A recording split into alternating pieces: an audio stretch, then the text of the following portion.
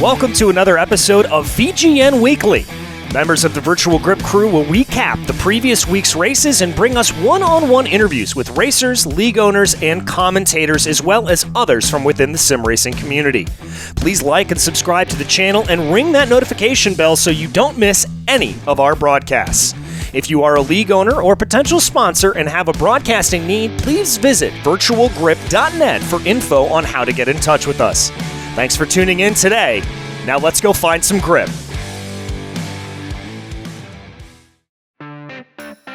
As the Virtual Grip Network gears up for another action-packed week of sim racing, let's take a quick look back at last week's race winners. On Thursday, Eric Stout claimed his third win in a row in the SK Modified Series in a green-white checkered finish at Oxford Plains with Red Light Racing. On Saturday, James Lowe took the first win of the new season in the Bootleg Racing League's Outlaw SK Modified Series at Martinsville Speedway. Later that night, Adam Shane got the checkered flag after a chaotic night in the Bootleg Racing League's Late Model Series, also from Martinsville. Closing out the week on Sunday, Josh Robinson dominated Homestead Miami Speedway to claim his first win of the season in the OBRL Cup Series. Now we'll take a quick break before turning things over to John Hine, who's standing by with this week's special guest, Edward Foster from the Bootleg Racing League.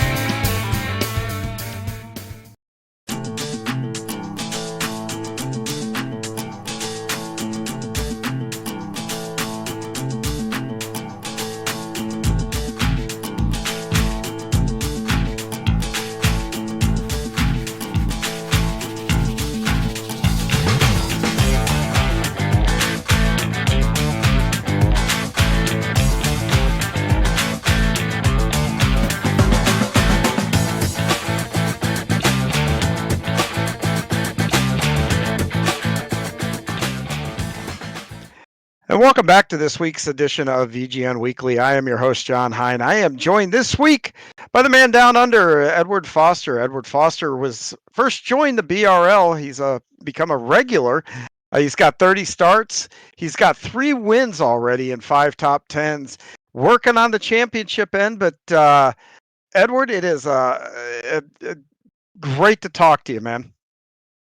Yeah. Cheers for having us on. I watched a good few of the episodes that you guys have done of this, sort of even before I joined up with the league, and I thought it might be a little bit longer. Well, I might achieve something before you brought me on, but it's okay. I'll come on now. I'm sure we'll find something to cover. So yeah, well, we can always find something to BS about. But man, I got to tell you, I kind of feel like you're taking this show international now. So, but tell me about Your BRL is a short track series. Now, I know sprint car racing and some of the other dirt stuff that goes on down there because it's quite big down there, actually. In fact, the High Limit series just went down there and raced this past year with Kyle Larson and those guys. So how did you get to short track? Is there short track racing there in asphalt short track racing, like what you see here in the States with those modifieds? Does that happen down there? No, nothing like that at all. We used to have a NASCAR series that ran here. Yep. Back, I think it started in the 80s. We built like a 1 1/3 mile track called the Thunderdome, which is over in Calder Park in Victoria. And we also had sort of closer to me at Adelaide International Raceway, there was a little half-mile oval there that they used to run, but those things have been shut down for years and years. There's no paved oval track stuff here. It's all road courses and yeah, a bit of dirt. We mentioned, you're kind of become a BRL regular and whatnot. So what do you think of running the short tracks here in iRacing? Because through the wonders of iRacing, you can compete real time with us here back in the States or someone in England or anywhere in the world. Yeah, I mean I've always sort of, since I've been on iRacing, I've been on iRacing around about 10 years, and I've always been the type of person that likes to do a bit of everything. And there was no real oval scene over here whatsoever. You couldn't even get an official oval race in the evenings over here. So yeah, I'm sure we'll get on to, but ended up starting a bit of a league and oval community over here. But the one thing that we could never get any traction with are short tracks. I kind of tried a few times. I think we tried about 4 times to get a decent short track series running over here. We could just never really get the numbers with it. And then when I stopped running my league after doing that for about 8 years, it kind of freed up a whole bunch of time for me. And I really wanted to have a go at some short tracks. So it's funny because I follow them on YouTube and everything like that. And I'd actually just finished watching the Wheeler Modified Tour final race where Bonsignor got his championship, and the very next suggested video was actually a BRL broadcast. So cool. That's how I found it. And I'm sitting there and I'm watching and going, oh yeah, this looks all right. It's a big fields, all the rest of it. And I'm watching, and Soup's talking about milking a rooster or something. I don't know. I sit there watching. I'm just like, this looks all right. This would be cool to go have a shot at. And then I realised what time it was on. It was sort of on your Saturday night, which of course corresponds to the weekends for me. It's Sunday morning for me. Watched a little bit more of it. I thought, I'll get in there and give this a crack because, I'd run a lot of NASCAR stuff, which is obviously more based on the 1 mile and mile and a halves and all the rest of that. Done pretty well at that, but had never really sunk my teeth into short tracks. So I was kind of wondering because I'd always sort of run, reasonably well when we got to places like Martinsville and all the rest of it, but you never know how you're going to go up against proper short track guys that do this all the time. So it's been good to jump in and sort of sink my teeth into learning how all this works. Steep learning curve. Well, I can imagine because I could be wrong here, so I'm like a fish out of water. So you can feel free to correct me if I state anything that's kind of way out in left field. But the big thing down there is supercars, right? Which is like the equivalency of NASCAR over here, except for their road courses. So is that the biggest? Is that the biggest series in Australia? Is that kind of what everybody kind of gravitates to? It is probably, you'd call it the only professional racing series we have. Everything else is very much sort of still at that. I don't want to say amateur level because that's probably a little bit unfair, but like there's nobody else outside of top tier supercars who's doing this as a full-time occupation, making a living at it. It's everything, all the junior categories and support categories and things like that. Everything is aimed at a path to supercars. If you want to go to do open wheel, or you want to go to Formula One or anything like that, you get yourself out of Australia and over to Europe ASAP and get on their ladder. Yeah. Because all roads lead to supercars over here. Yeah, you get out of there and start karting over in Europe. Karting, about the time you start walking nowadays. So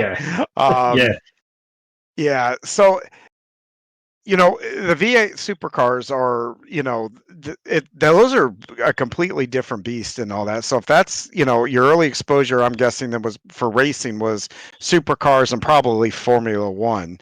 So where did you develop a love of short tracks? Because I would have to assume if you're waking up on Sunday morning, you gotta love short tracks, right? I really enjoy trying out new things and really getting stuck into stuff that I haven't really done before. So my upbringing was all Formula One and what's now known as supercars. I'm showing my age a bit, but when I predate supercars, it was the Australian Touring Car Championship when I first started running it, and it was Group A. So we had all the Nissan Skylines and Ford Sierras and BMWs and all that kind of stuff in there. And then when Group A fell over, they invented the sort of Holden versus Ford 5-litre formula, which became V8 supercars. So that was all my early exposure. But I first got into oval racing, really, I think, when I was a kid, when I first saw Days of Thunder, which is, a well-known racing documentary, as we all know. And then, I got started playing the Papyrus NASCAR games and all the rest of it. And we actually had a exchange student stay down the road from us, and she was from Owensboro, Kentucky. So, Hey. yeah. And, then her family came down, and her dad was a big NASCAR fan, and he used to send us, this is sort of pre-internet days, I used to follow the sport with the newspaper clippings that he used to send me over every now and again. So, I was able to keep an eye on it that way. And I think we used to have live broadcast Daytona 500, but that was the only one that we got the live broadcast of over here. So I saw a few 500s, but didn't get to see too much live until we started to get broadcasts over here on cable TV when Marcus Ambrose and everything got over there. So that sort of spurned a bit of interest in it, I guess. Yeah, Marcus, he came over with a lot of fanfare. I don't even know how many championships he won at V8, but he's a very prolific. Yeah, he was a prolific winner and champion over there. There's another, isn't there now a touring series? Maybe not on the professional, but they're like GT3 cars primarily that are over there. Because I've gotten it on the TV over here, and they run, I think, from New Zealand down, and I can't remember the name of them, but it was fascinating racing down there. So, are you familiar with those guys, or? There's a GT3 series. Yeah. It doesn't really get on TV much. There's not a massive following for it. The people who are It's weird. Then I'm watching it over here. yeah. I mean, I don't think I've ever seen an Australian GT race the whole way through. But they've got the Bathurst 12-hour, obviously, which is the big one where all the international teams come over and everything. That used to be really big, like used to have massive fields, but I think this year's race only had like 23 cars or something, and it kind of sucked. Have you ever been to Bathurst? No. Just kind of curious on that. That would be a phenomenal place to go. So it's kind of the thing is with Bathurst though is like it's rowdy. It's got the reputation. Forget it. Probably not during the 12-hour, but certainly during the Bathurst 1000. Man, like I don't know if you've heard any stories about the type of stuff that goes on at the top of the hill, but whatever you have heard is true. Right. Okay, so that's our version of Talladega. Okay. Yeah, gotcha. yeah. I don't care what you've heard, it's true. Yeah. Gotcha. Yeah. Well, you're doing the oval stuff here now, and on the short tracks, and like I mentioned, you're with BRL and doing it. Is there any other short track leagues that you're involved in? Is it just strictly BRL there for you on Sunday mornings? No, it's just BRL for the short tracks. Like I say, we couldn't really get anything going here in Australia. There just isn't the following for it. So realistically, if you want to race in a proper short track league, you've got to race something overseas. So it's just BRL. I'd love to have a go with like some of the other stuff you guys have got going on, like Red Light and especially Yesteryear, because I'm a big history fan. But it just doesn't work out. I'm at work when all those races are on, so don't get a chance to.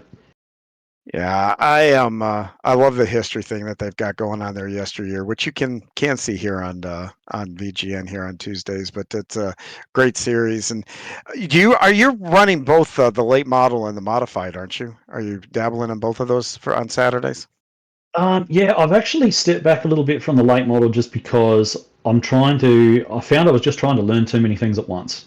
Gotcha. Because I don't really know these tracks that well. Like Martinsville, obviously, I know. I think Five Flags I've done a bit of running at as well, but most of the tracks I've run once or twice, if at all. And trying to learn those in 3 different cars was it was a little bit much. And there's some things about the late model that are just not gelling for me at all. So at the moment, I'm just sort of running the street stock, which I'm sort of more familiar with, and then sort of having a crack in the modifieds when I can. Well, you've made a splash. You've already picked up 3 wins. So you know what? The things that you've learned, you've been able to apply pretty well. What has been the biggest learning curve for you to get to that victory lane. I mean, that takes some time here. So coming into BRL, what's your biggest learning curve? Well, the biggest factor in me getting to victory lane was starting near the front because I had a crap round the previous week. But yeah, I guess it's probably just a case of like normally my style. I'm normally like sort of a big picture, long game sort of guy, right? So I'll sit in the line and ride and just find some space to work in, and then I'll just try and figure everything out as I go. But short track racing, everyone's just on top of each other. There's no space, right? You haven't got that moment to sort of, to sort of just figure things out. And the other thing as well that I'm sort of finding to be sort of challenging is a lot of the guys sort of, they really drive the entry of the corner really hard. And that's not normally the way that I go about it. I kind of back up the entry and then sort of accelerate through the corner. But if you try to do that when you've got somebody right on your rear bumper, you get turned around. Ask me how I know. I can take many guesses because I'm a back the corner up. I've always called it, in like a lamb, out like a lion. That's always my approach, whether it be road racing or even on anything asphalt for that matter. And yeah, and I'll be honest with you, the guys you see drive in deep are usually the guys that aren't very quick at the end of the race. They've Yeah, used but their you've got to stuff get up. to the end of the race, mate. Well, yes, That's this the is true. problem. But yeah, I mean, like say for example, the late models. There's something I can't figure out with that car. Like, I'm backing up the entry, going in there, and I see some of these guys, and they are just diving in 10 to 20 meters later than what I'm doing, and yet I do that once or twice. I have lost the right front. I do that for a couple of laps. My right front's gone, and theirs isn't. And I'm going, what the is going on? That's one of the reasons I'm like, okay, I'll step back from the late models. I'll try and figure that out a bit later on, and just sort of focus on the other ones for now. Well, only having 30 starts, you're also starting to learn your competitors. And you know what? You'll get time on the track and you'll start to look up in your mirror. You'll know who's there. You'll know who you can trust and who you need to worry about. And that kind of stuff. So that takes a little bit of time. Once you do that, you're going to feel a lot better about driving how you want to drive and where you think you can make speed. And yeah, that's always a neat learning curve. But usually people have to learn the new leagues, like the culture of the league or their competitors. But you're coming in from a whole different world, and that's I find that so fascinating. Well, getting into the modified, because the modified is the cornering speeds in a modified are a completely different beast than the street stock or even the late model. What was the thing that surprised you the most about the modified? I think probably the fact that like how hard you can drive the entry in that car without it punishing you too much. It tends to be a car that, I personally like to drive a car off the right rear. That's how I save my right front. If I'm racing, any type of stock car, that's what I try and do is drive it off the right rear. However, you can't consciously lean on the right rear in a modified because it kind of naturally wants to wear that right rear anyway, most of the time. So I've sort of found that I've had to be a little bit less aggressive trying to drive the thing off the corner because the thing just wants to overheat its right rear anyway. That's what I'm sort of finding. But on those odd occasions when you actually get quite a tight setup, the thing hasn't got enough power to break the rear loose anyway, so you can't even do anything about it. So it's just sort of, I guess, sort of finding my way around, around these little problems that it throws up. Has been the there's all the guys out there who've been doing it for years. That it's not just the little 1%ers; it's the 1% of the 1%ers that these guys know that I'm still trying to learn. So yeah, that's probably the biggest part. I think is just getting all those little tips and tricks down. Well, the thing you just touched on, the thing that surprised you. Now, what is the last thing that you think you need to master? Not getting hit in the rear. Well, that's out of your control about 95% of the time. No, look, I need to get better at overtaking, to be perfectly honest. I watch guys like Aiden Young and James Lowe and guys like that who can, it doesn't matter where they start, they're going to drive through the field and wind up front. And I haven't figured out sort of how to do that yet. When I first came into the series, all I was trying to do is, I know I'm coming in as an outsider. I know I'll always be a bit of an outsider because I speak in metric and I sound like this, you know, I've always got to be a little bit of an outsider. So I was sort of coming in, you know, trying to just, you know, earn a bit of trust and respect and everything else. And then after I got a few, you know, decent sort of results under my belt, I think just maybe subconsciously I was trying to say, okay, well now I'm going to start to back this up with a few results. And I started sort of making mistakes. And, you know, I ran into the back of a couple of people, which is always horrible. I hate that. That's the one thing that sticks with you. You know, you forget about a win in 5 minutes, right? But you remember when you've messed up and messed up someone else. So, you know, that's definitely something I've got to get better at, is actually working out how to best get these overtakes done. I can do it okay in the street stock. Street stock, you know, is fairly straightforward, but yeah, the modified, a little less forgiving when it comes to contact and that kind of stuff as well. So, you know, being the open wheel, you know, they've got to stick together and bounce off each other weird. And also, you know, we've got the potential netcode issue because I'm on the other side of the world. So there's that to worry about as well. Oh, I didn't even think about that. Yeah, you've got to take that into netcode more into consideration than pretty much anybody else in the grid. Um, Hopefully, they'll get that squared away eventually. I have to think the way technology is going, that's something that be easy to kind of get a hold of probably. Um, well, we've been talking all this racing and the stuff you're doing on iRacing, but you know, obviously you love racing in general. So where did you get exposed to racing and kind of, you know, walk me through how you fell in love with racing?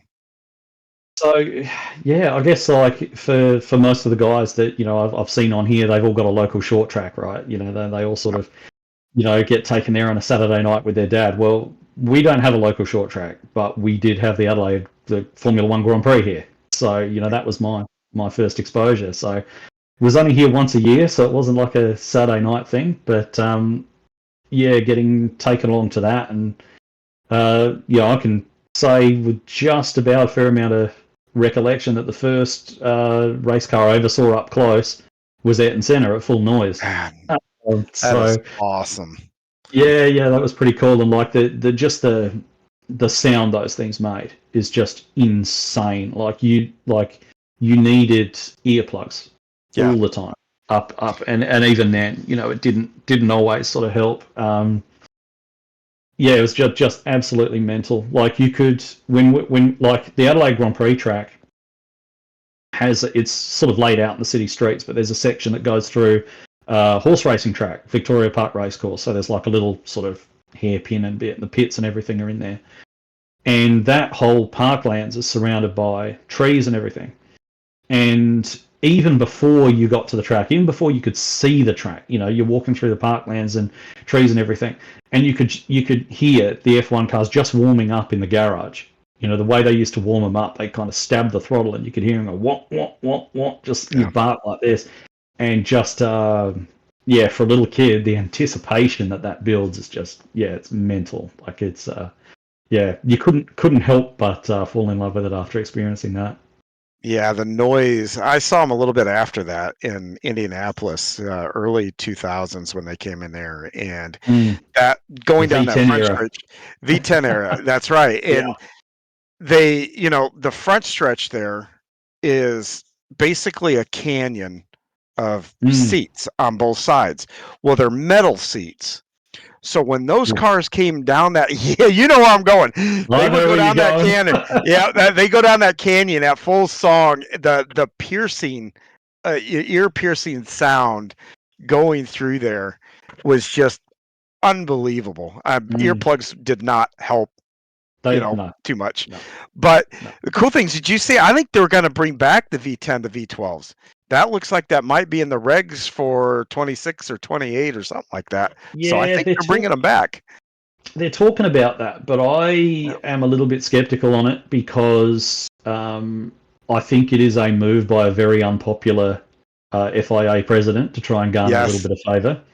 I Well, would be very surprised if the manufacturers, Honda, Toyota, we were probably coming, and Mercedes and the like are going to be interested in I've building a wondered that. V10 engine.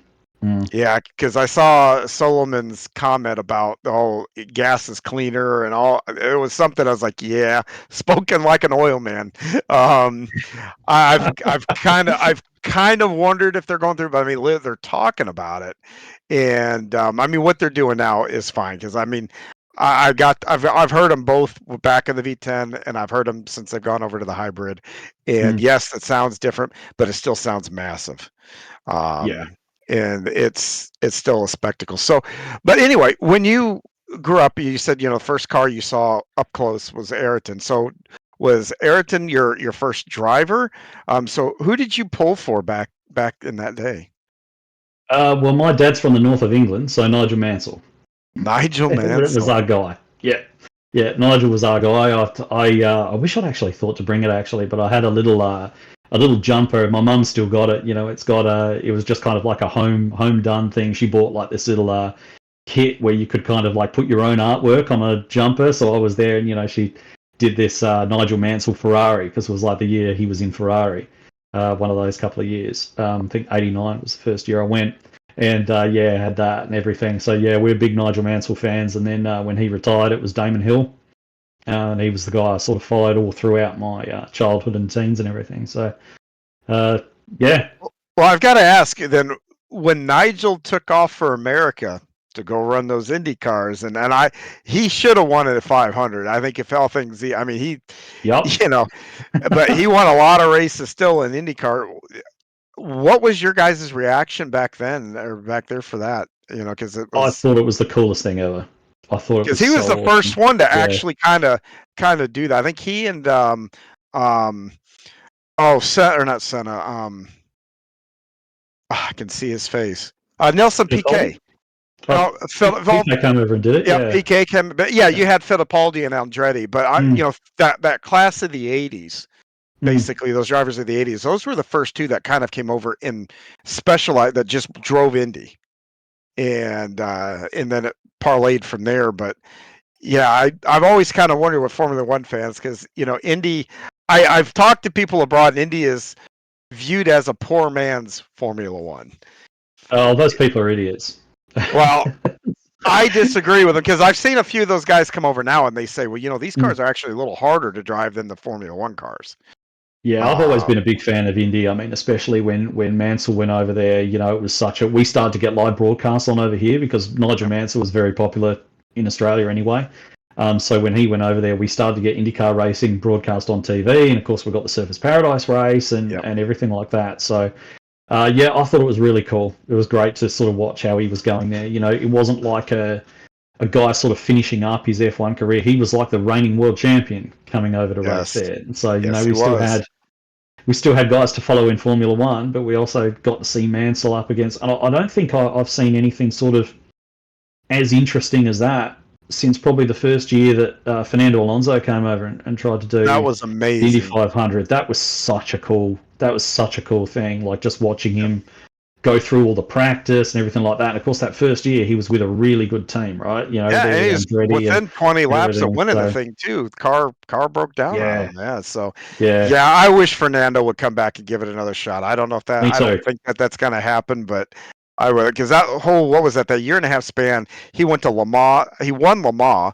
Yep, He twice. did some other. Yeah, so he's like their version of Kyle Larson. It's just like anything the guy Mm. hops in, he wins in. Um, but I do And miss the Daytona day. 24 as well. He did, didn't he? Did Yeah, Daytona yeah. 24? Yeah. Yep. But I miss the day, and I never got to witness. But I always thought that would be the coolest era. Would be to go back in the '60s when Jim Clark and all of those guys would show up at Indy and run, and then go back and forth. Mm. Jackie Stewart came over and I think ran a couple. Yeah. Clark and quite a few of them.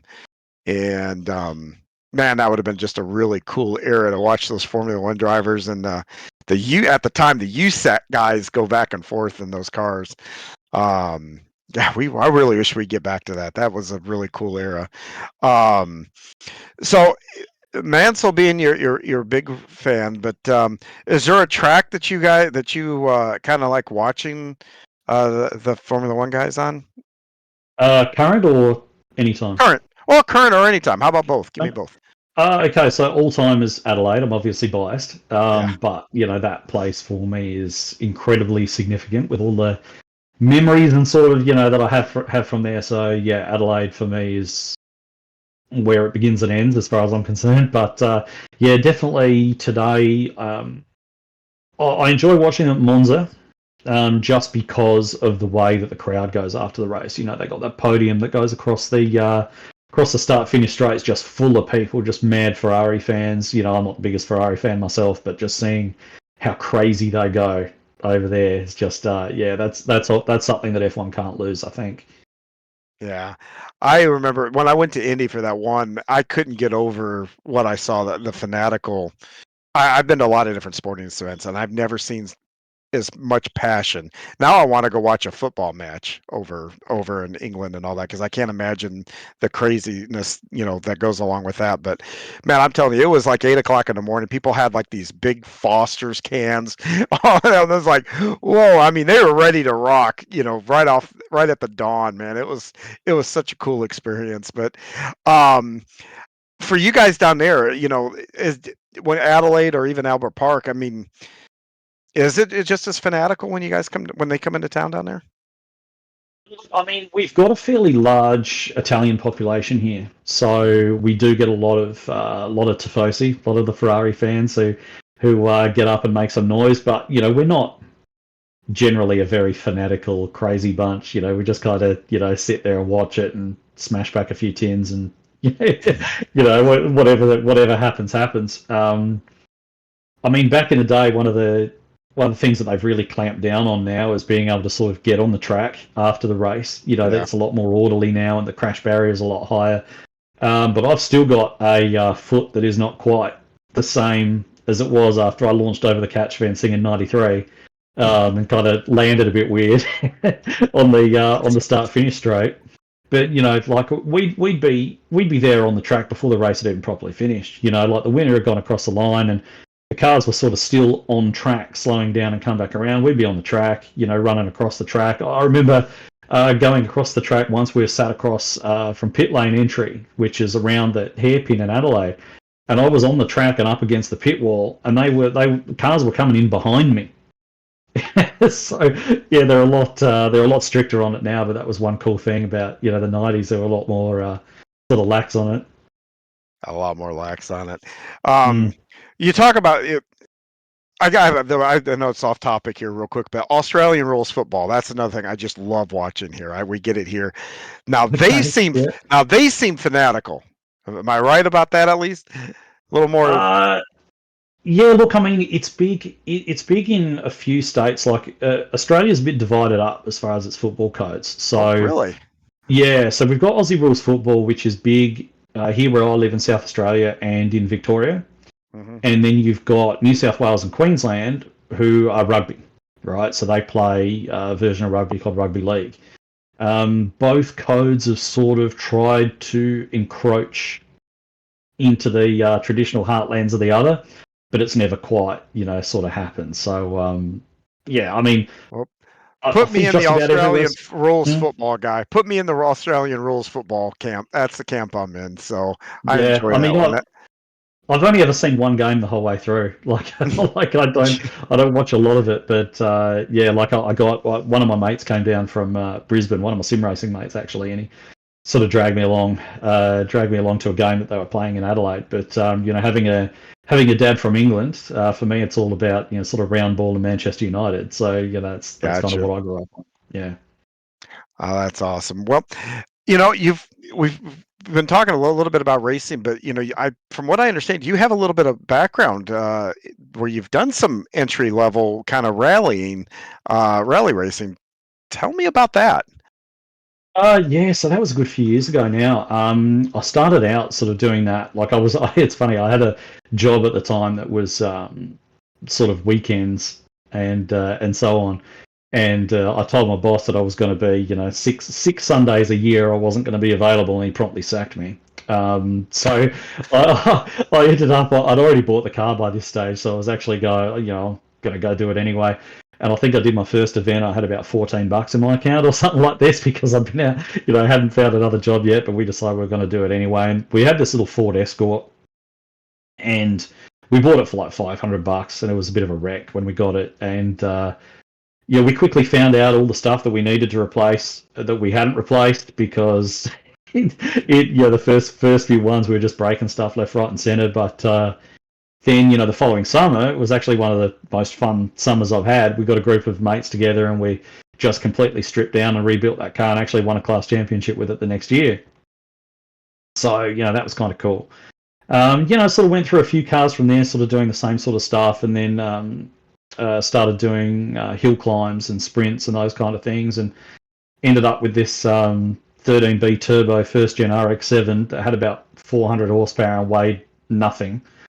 And racing that up sort of windy mountainside roads with a cliff drop on one side and all the rest of it, that sort of got your attention a little bit. So yeah, that was pretty fun.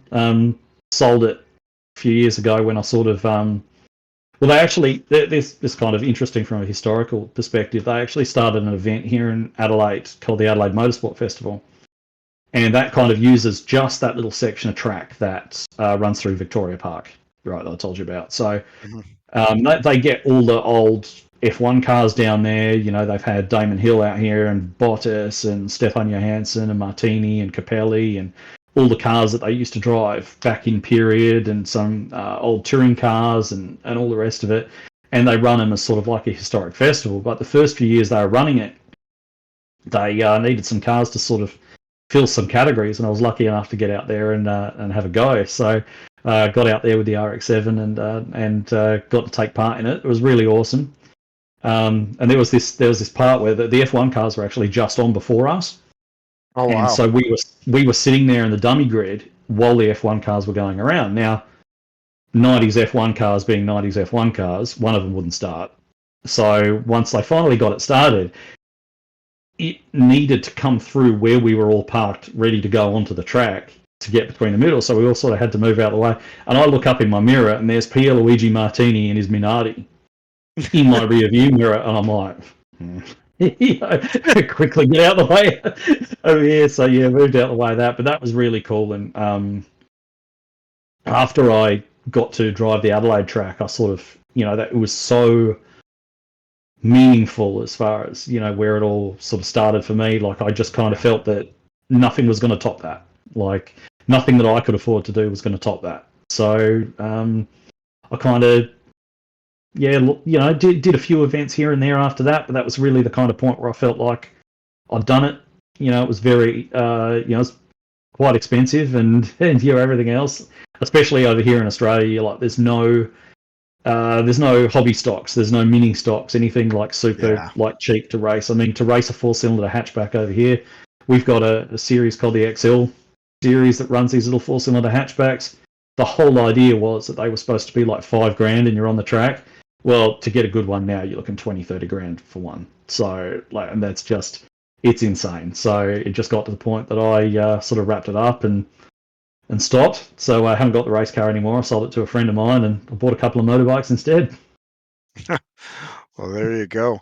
Well, that experience, I almost want to say, if you knew then what you know now, would you have done anything different? In terms of just maybe would you raced a little bit more with it? Would you have kept it exactly the same? Would you drive a little harder? I mean, just the whole experience. I mean, would you have done anything different there? No, I don't think so. I think you do what you can afford to do with what you've got. And that's always kind of what I did. What I probably didn't realize is the reasons that I was doing it. Mm-hmm. I think a lot of the time I spent doing it because I felt like I'm a motorsport fan. I should be doing this. I should be taking part to a degree, but a lot of it was very expensive and frustrating and everything else. And I guess just the fact that I kind of felt like it was completed after I got to drive at Adelaide. Yeah. I probably didn't necessarily understand the whole way through the actual reasons I was doing it, but figure that out afterwards. Well, the hill climbs, those have always fascinated me too, because I think it's a specialty to be able to do that, I think kind of like, hey, if you're a dirt racer, or if you're a road course specialist, you've got your kind of your niche or special. Well, hill climbs are that too, at least in my opinion. Tell me the differences between running an Adelaide per se for you and running the uphill, doing the hill climb stuff. How much transferred, and how much did you have to learn on the fly? I mean, there's quite a lot of transfer, but like at the same time, there's no practice, and there's no runoff. Those are probably the two biggest things. Like the runoff is a little metal barrier, and then a 30-foot drop. That's the there's no real opportunity apart from a burnout at the beginning to warm your tires up or anything like that. So you're kind of starting out. The start of the run, you're on cold tires, and normally by the time you finished, you've overheated them. But my car wasn't too bad. It was kind of like even though it was pretty fast, like it was still only compared to some of the specials that some of these guys build is just because there's no rules in hill climbs to really what you can build. Like there was a guy there who had a Datsun 240Z with 4-wheel drive, Formula One tires on it, a NASCAR engine, and a V8 supercar body kit that he'd somehow managed to cut and shut and make fit, so it had a ton of downforce on it as well. There's a Frankenstein car.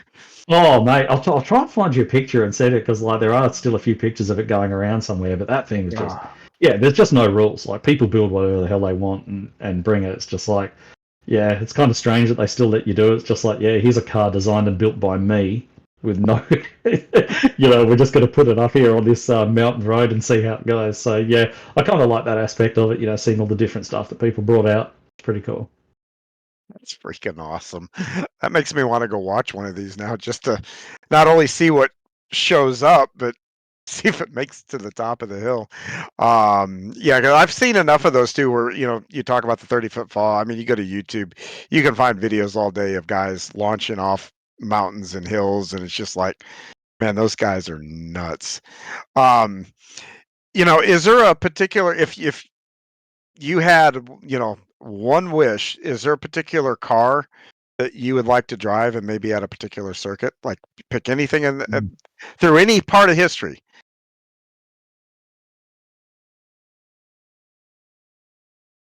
I mean, I like to drive around, say, like the 1960s version of Spa or something like that would be pretty crazy. Oh, like wow.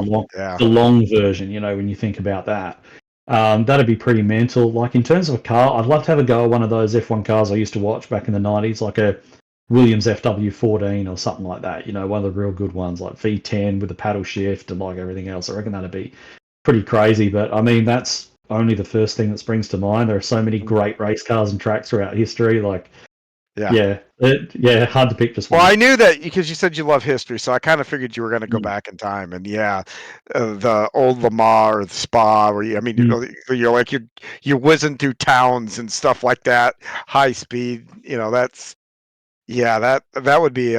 I don't know if I don't think I'd have the guts to actually put my foot down. I'd probably tootle through there like a tourist. Ooh, look at that! Ooh, look at that! Speaking of old school Le Mans, right? Got a bit of an anecdote, right? Tangent time, sorry. Right? So there was an Australian racing driver called Frank Gardner, all right, and he used to do a lot of the sports car driving, international driving over in Europe. And he was part of the group that tested out did the testing and development work on the Ford GT40. And so he was part of that lineup, when they first started taking them to Le Mans. And the way he words it is that someone at Ford decided that the best people to pair up with a established road course driver for Le Mans was NASCAR drivers. So he was paired up, and I forget which driver it was, but he was paired up with somebody from NASCAR. And that was when they had I think they put like a 7-litre engine into the GT40 or something like that, because they got that huge long straight. And so anyway, old mate comes walking back in at about 3 a.m, steering wheel in his hand. He says, Frank, I don't want to upset you, but I guess I've just had a little accident, right? Walks back in with the steering wheel in his hand, covered in crap. So, mildly interested, Frank goes out there and goes, walking down to that far-flung part of the circuit where he said he had the accident.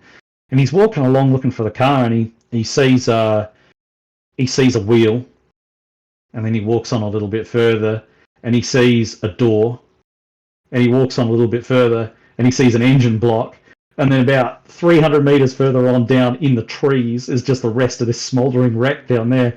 And and the way that he sums it up is like, he goes, well, if that's a little accident, I'd like to see a big one because that ought to be bloody spectacular. That's the way he sums up the story. So, yeah. That's awesome. Cool era. Yeah, those guys are nuts because safety was kind of an afterthought. Hey, seatbelt, okay, yeah, I guess I'll wear it. Fire suit, I mean, a lot of drivers push back on that because it was a sign of not being tough for some of those safety things. The old leather helmets and stuff like that.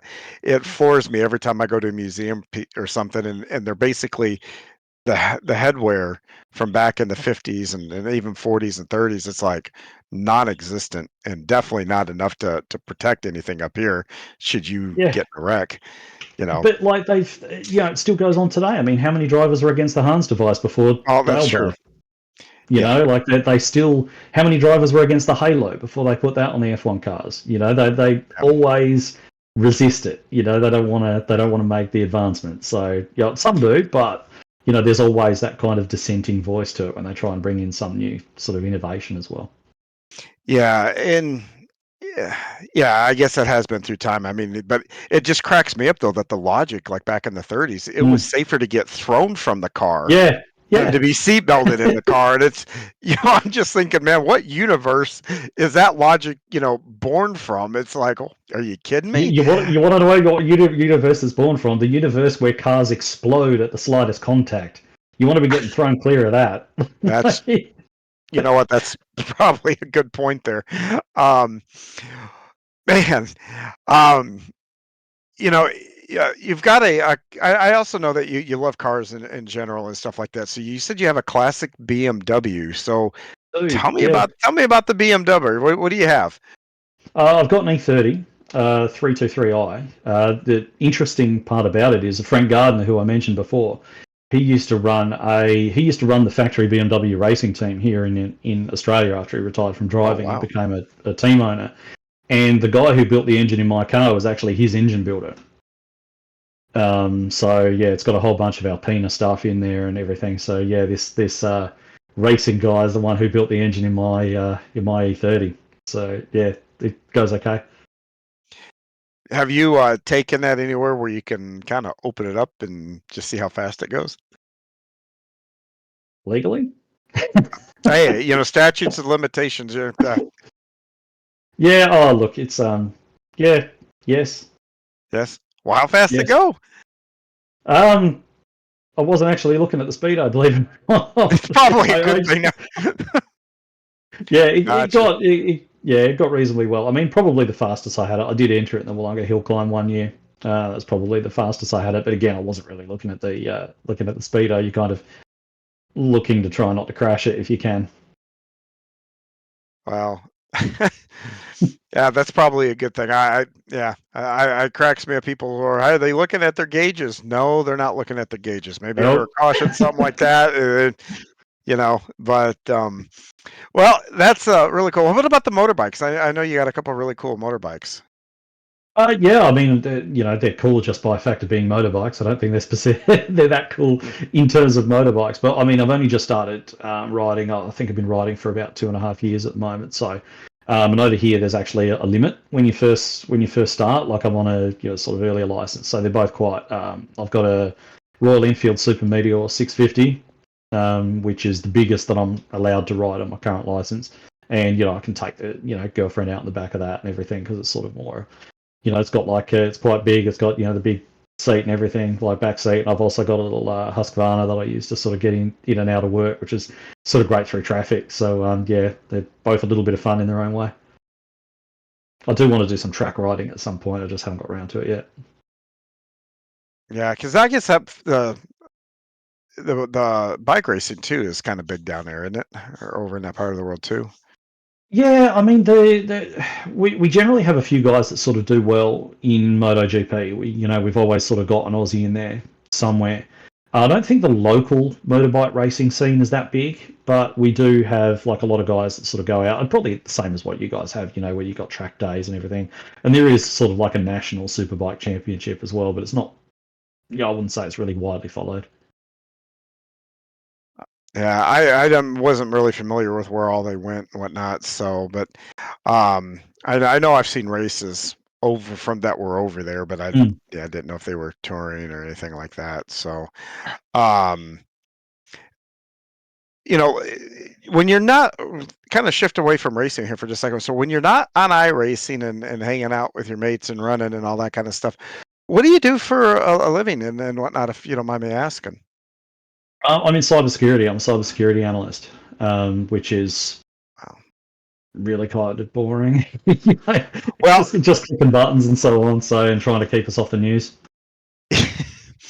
yeah, I am not quite as in a serious boat, but that's a little bit of what I do for a living on a lot of fronts and all that. So we could probably geek out on that for a while, but I think everybody would Like, probably turn the show off.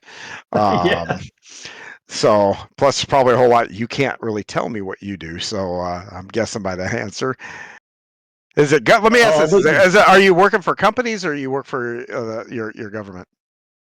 I'm actually working for an American company, Gallagher. Oh, They've got Gallagher. a Gallagher. Yeah, Okay. they've got a whole Asia Pacific. They're pretty global, so Yeah. they've got a whole Asia Pacific area, and yeah, I sort of work for them.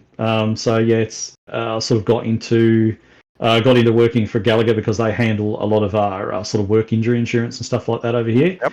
And I Yeah. sort of worked in that space for a while before I got into cyber because I was probably the more interesting one. I was a surveillance investigator prior to that, and I used to kind of go out there and try and look at potential work injury fraud cases and those kind of things. Yeah. We have a huge Gallagher office here in St. Louis. Um, Yes, you do. huge. Yeah. Huge office here in St. Louis. Um, so yeah, that's when you said that. I was like, wait a minute. They're down the Mm. road. Yep. Yeah, they're So just about everywhere now. So, yeah. yeah. Yeah. But I think we're one of the bigger locations, I Yes. think, for them. Yep. So, because I know like when IndyCar comes here, they do a lot of stuff here within the community and all that stuff surrounding that event. So, um, well, very cool. Are you married? Children? Anything like that?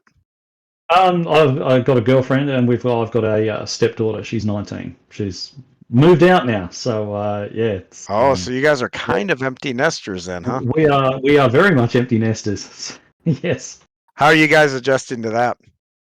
Yeah. Yeah. I mean, it's actually because I've heard you ask a couple of people this question. Yeah, yeah, So because I'm getting yeah. close to it Yeah. myself, and I keep thinking, Mm. oh my God, I'm actually gonna have to talk to my wife. God, are we gonna get along? I mean, I've got all these questions, so Yeah, I think like the biggest adjustment probably is it kind of just takes you a while to get out of the kid routine. Like even yeah, when they're in their teens and so on, they still need things. You still got to drive them places, even after they get their license. They're still relying on you for stuff. So um, I think there's a period, sort of where you're adjusting to it, where you're actually kind of realizing, hang on a second, we can just get up and go somewhere if we want to.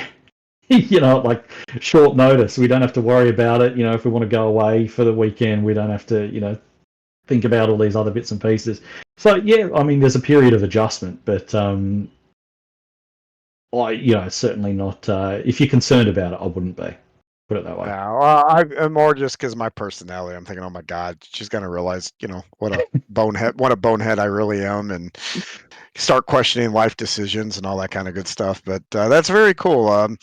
Very cool that you guys got things all together and all that kind of stuff. And man, what a cool story that you've got. So, well, we're starting to get to the end here, and one of the things I like to do is a green white checkered.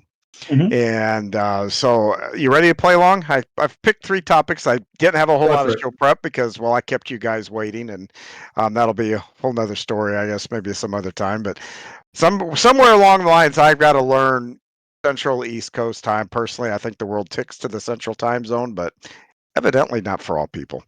But so here we go. Um, I already know the first one here after talking to you, but this is the one I came up with. So you got a chance to watch a F1 race, Mhm. modern F1.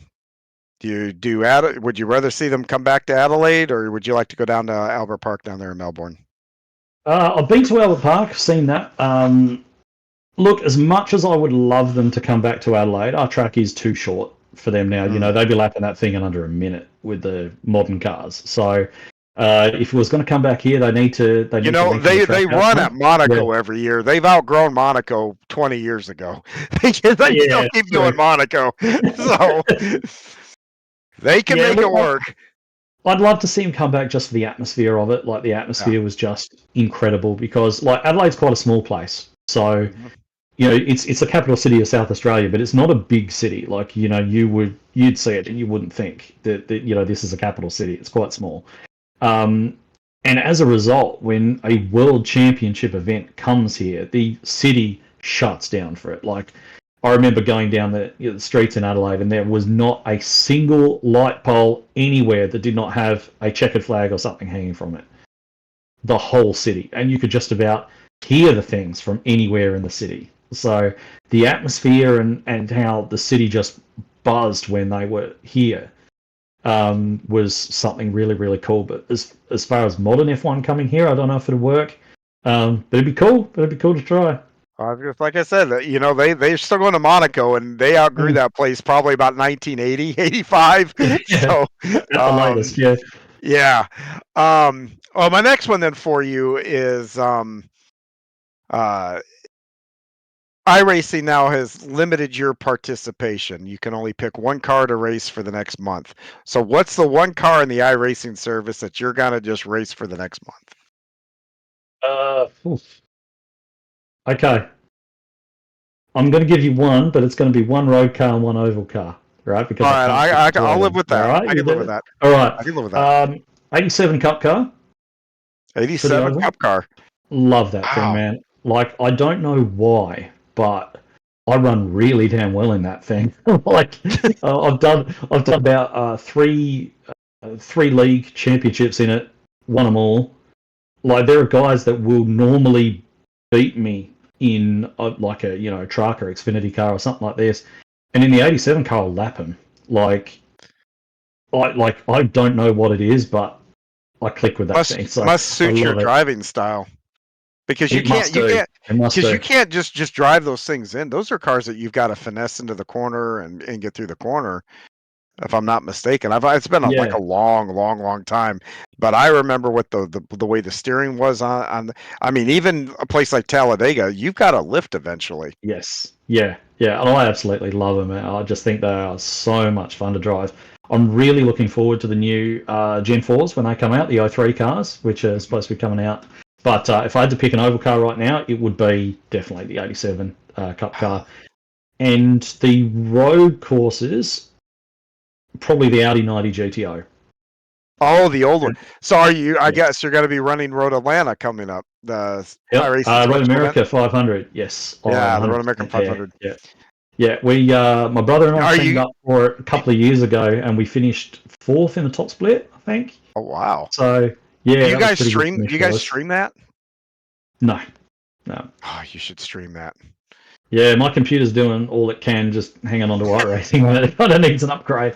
But that's probably, I'd say, like the Audi and the Nissan, those kind of things are if I'm just bored and I've got nothing to do and I just want to lap a car at a track, it'll be one of those that I load up and just lap a track by myself. I love all the heel and towing and all the the manual gearbox and all the old school stuff. They just. Yeah, I don't know what it is. It's just like and anybody that has that car, is like me and will just buy cars when they come out for no reason, may not run them but once a year. But those Audis are probably, I would say, one of the top 3 best sounding cars in iRacing. Oh, 100%. Yeah, that 5-cylinder turbo they've got. Yeah, because I would say that old Williams, for me anyway, that old Williams sounds phenomenal. Mm-hmm. That Audi and that. I don't know why, and it's probably on them, but that old Corvette. The GT1. Yeah, the GT1 Corvette. Yeah. What a beast of a thing that is. Yeah, I haven't had much of a Yes. chance to race that. But yeah, Yeah. as far as Not the Audi anymore. like that, yeah, I mean that IMSA, that era of IMSA GTO has got to be one of the coolest championships of all time. Like just the variety of cars they had, like those Mercury Cougars and Corvettes and stuff they used to run in those little Ford XR4 turbo things that Roush had, and the Mustangs and everything. I go back and watch some of those old races sometimes. I just reckon they're awesome. I love races like that where they got so many different types of cars. Four-wheel drive turbos, front engine, rear engine, turbo V8. Like so many different cars all out there together. I reckon it's just awesome. All right, last one, and this is gonna be an Australian themed one, and just know that I'm an American here, so when this comes out, be a little patient with me. But Americans, I can just tell you're fascinated with these two. So you got to pick a pet. Would you rather have a kangaroo or a koala? Well, first of all, I'm going to give you props for not calling it a koala bear, but like most most Americans call it a koala bear. No, It's a not a koala. koala. You're 100% Yes. correct. Yeah. So yeah, well done on that one. But I've got to have one as a pet. Yeah. I mean, They're I reckon both the incredibly koala. cute. Yeah, I reckon the koala would be easier because a kangaroo can hop over your fence, and also if it's a bad mood, it can mess you up. Like, Yes. like a kangaroo can mess you up. So probably the koala because they just sleep all the time. They don't really do a whole lot.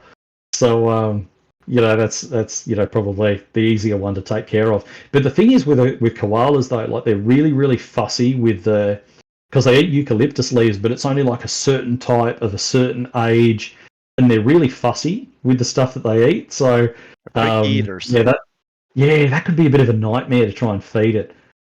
I don't know. They both sound pretty ordinary. I do know someone who used to Well, have a just pet pick. kangaroo that lived up the road from me, so I can't. I'm gonna Oh pick wow. koala. I'm gonna pick one. I'll pick the koala. Okay. Yeah, sure. They're probably a little more low maintenance. I mean, I'm a picky eater. My wife still feeds me, so picky eaters can be dealt with. So, Yeah, but they don't need to grow a gum tree to feed you. there. So Okay, that's probably true. We don't have any gum trees out in the backyard that I'm aware of. So, but well, very cool, man. I have so enjoyed talking to you and getting to know you, my friend, and I look forward to watching you race in the BRL on Saturday nights, and hopefully maybe at some point we see in one of those other leagues that we broadcast and whatnot. And definitely gonna be rooting for you after talking with you here. You definitely. If I'm calling one of those races, I'm going to be watching for sure. So you'll get some TV time there. So, um, speaking of BRL, next week they're going to Hickory. You got a lot of laps at Hickory, or is that when you're going to be learning kind of as you go? The only race I've done at Hickory was the last time BRL was there. So Do I you can't remember even. anything about it? Like I know there's not a lot of space. I know the race. No, there's no space. There's no space. I know the race was sort of cleaner than I expected it to be. I thought I was expecting, if I remember rightly, I was expecting carnage, and it was actually a little bit better than I thought it was going to be. So, should be cool. Get out there, try and have some fun. I mean, just saying on, BRL, like it's such a. I know everyone sort of says this, but this thing is so well run. Like I've run in on a lot of leagues, and it's brilliantly run.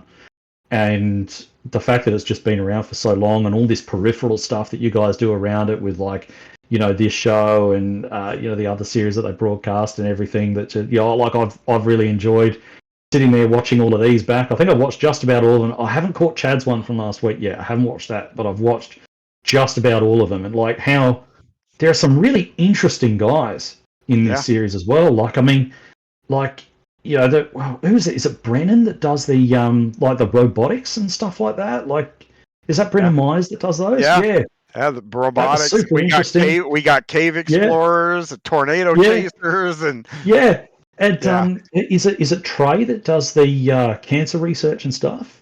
Is that what he does? Yeah. So just watching all those and sort of getting to hear what these guys do, and I think you got former police chief in there and a couple of firemen and all the rest of this. So I've found it really interesting and really cool to sort of sit and hear the stories. I cannot that these guys thank have. you enough for watching. That's beyond cool to hear you say that. I love it, man. And I, everybody sees me on here, but Ryan Seneker is a big part of this, and Lowell and that the people that put this together. I can tell you that we'll all watch it, and hearing you say that's going to mean a lot to those guys. So thank you, and I really do appreciate that, man. Yeah, and I'm pretty sure I speak on behalf of all the drivers when I say we all appreciate the stuff you guys. Well, I'll tell you, when we started, we didn't know how it would go. And it's been more than what we expected. This is like the 41st show. When we started, it's not something I would have ever anticipated. The goal was to have it go this long, but you just never know how these things go. And having the other leagues and all that stuff. It's been a cool ride. I've enjoyed talking to each and every guest that we've had on this show. I am the lucky one of the three of us. I actually get to get on and have fun and run my mouth. I'm glad that you like it, and we'll keep doing our best here to kind of keep you entertained and see what other interesting folks we can bring on. Have you been interviewed yet, or you were always the presenter? I don't think I've ever seen you get interviewed. Well, if you ask some, I kind of interview myself from time to time as I talk, I suppose, and I give anecdotes. But no, I've not been. But that's I don't need to be interviewed. I thought, man of mystery over there, right? I think that everyone needs to hear a bit about John. Comment below. No, don't comment below. No, comment below if you want to switch this around. You want to see me interview John. Comment. Do it. All right, Ryan. We're definitely got it. I'm gonna have to get with Ryan. We're gonna. This show will. All right, we'll cut. You're gonna cut the ending off. Yeah, we're gonna cut the ending off. Is what we're gonna have to do here now. But hey, honestly, thank you for giving me some of your time. I know it's early over there, I believe, right now. So thank you so much for your time. And man, I have really gotten to enjoy knowing you, and I cannot wait for you to come back on again. Oh yeah, man! I'll come as the person being interviewed. Okay, all right, yeah. I'll talk racing anytime, man. I don't need an invitation, so yeah, just let me know and I'll be here. Awesome. Well, thank you again, and we'll talk to you soon. But hey, that's the show for this week, and I want to thank everybody for watching. We will see you next Tuesday. Remember, there's plenty of VGN action coming up this week, so make sure you stay tuned for all of that. We will see you next week.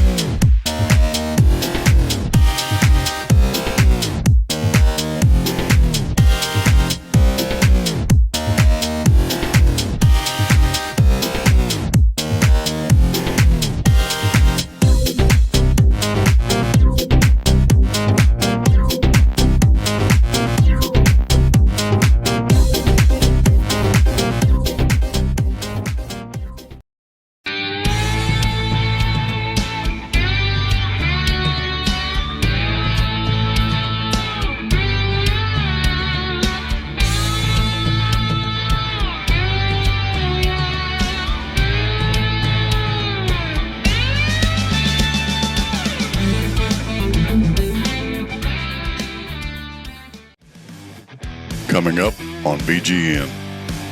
Tonight, March 25th, the Yesteryear Racing Tour Modified Series will be back in action from South Boston Speedway at 8:30 p.m. The RLR Skidder Creek SK Modified Series will be live from Hickory Motor Speedway on Thursday, March 27th at 7:55 p.m. The BRL Modifieds and Late Models from Hickory Motor Speedway will air on Saturday, March 29th at 7:40 p.m. The OBRL Yesteryear Cup Series goes live at 8 p.m. from Martinsville Speedway on Sunday, March 30th. And catch the next episode of VGN Weekly at 9 a.m. on Tuesday, April 1st. For real, no fooling. All times Eastern. You can see our full schedule and more at virtualgrip.net.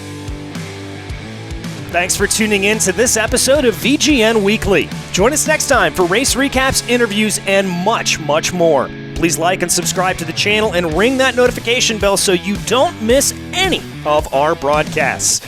If you are a league owner or potential sponsor and have a broadcasting need, please visit virtualgrip.net for info on how to get in touch with us. This has been a production of the Virtual Grip Network and the Skidder Creek Motorsports Group.